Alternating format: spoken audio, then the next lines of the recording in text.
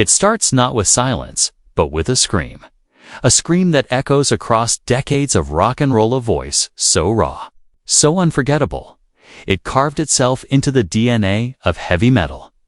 Ozzy Osbourne, the Prince of Darkness. A man who defied logic, cheated death, and outlived nearly every expectation anyone had of him. So when news began circulating Ozzy Osbourne's cause of death revealed, the world stopped. Hearts dropped. And for a moment, time stood still. But the truth? It's more complicated than a headline, because the story of Ozzy's death doesn't start with an announcement. It doesn't even start with the man himself. It begins with a lifetime of dancing at the edge, burning the candle at both ends, and still managing to light up arenas across the globe. It begins with a boy from Birmingham, raised on poverty and promise, who turned pain into performance, and chaos into legend. Ozzy Osbourne didn't just live life fast, he lived it like a storm. The early days with Black Sabbath weren't just historic, they were apocalyptic. As the frontman of the band that essentially invented heavy metal, Ozzy's voice wasn't just sound, was prophecy. Dark, gritty, haunting. But behind the leather jackets and the eyeliner was a man unraveling. Addiction wasn't a chapter in his story. It was a co-author. Booze, pills, cocaine, heroin, you name it. Ozzy consumed it. Not because he wanted to die, but because he didn't know how to live without the noise. And somehow, through it all, he kept surviving. Even when everyone thought he wouldn't.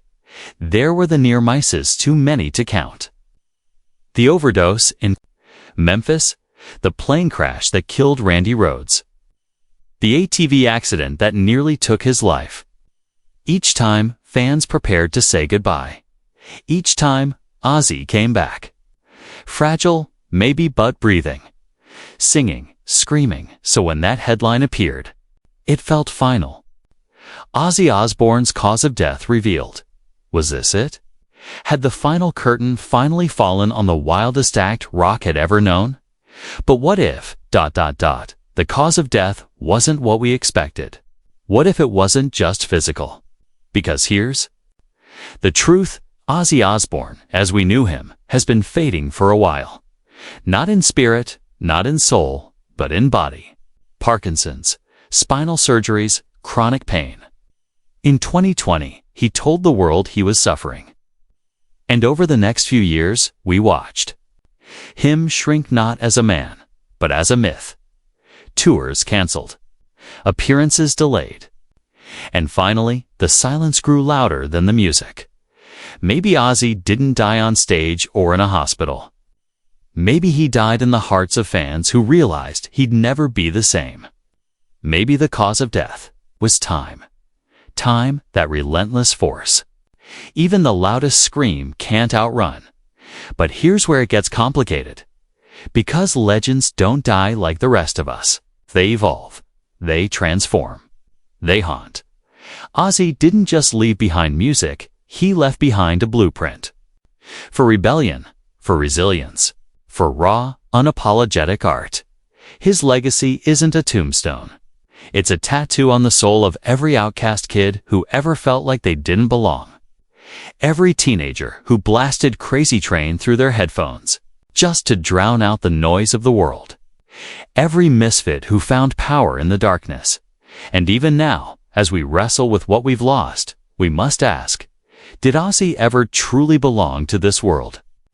From the moment he bit the head off a Batweather, by accident or madness, he made it clear, he wasn't here to play by the rules. His interviews were chaos. His reality show was a strange, hilarious peek behind the curtain.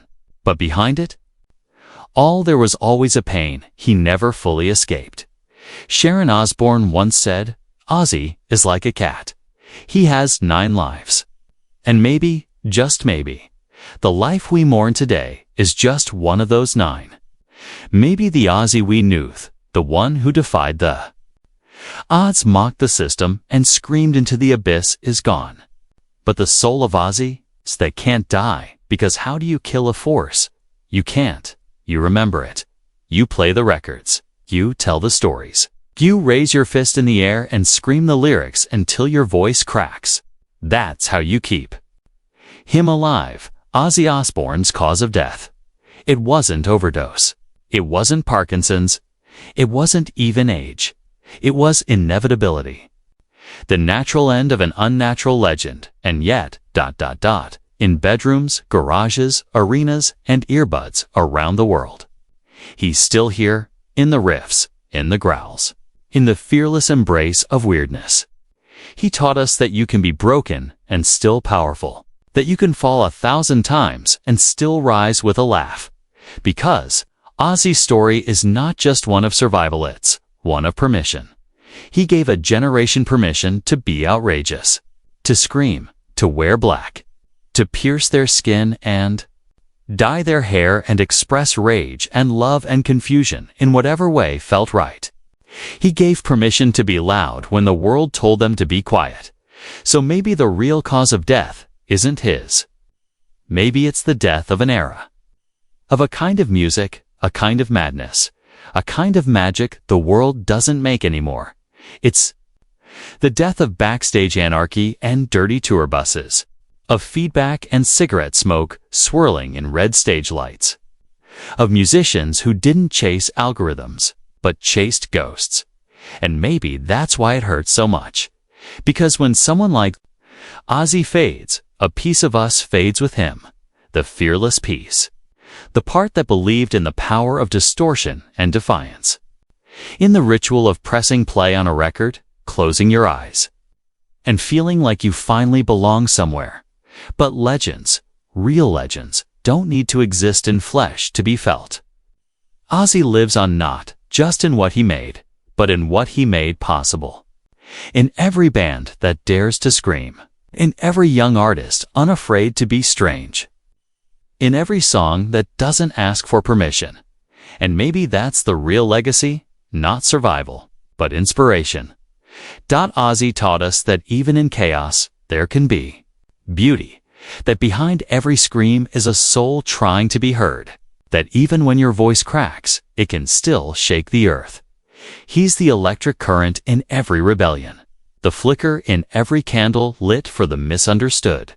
The laugh in every tear-streaked face that finds comfort in chaos.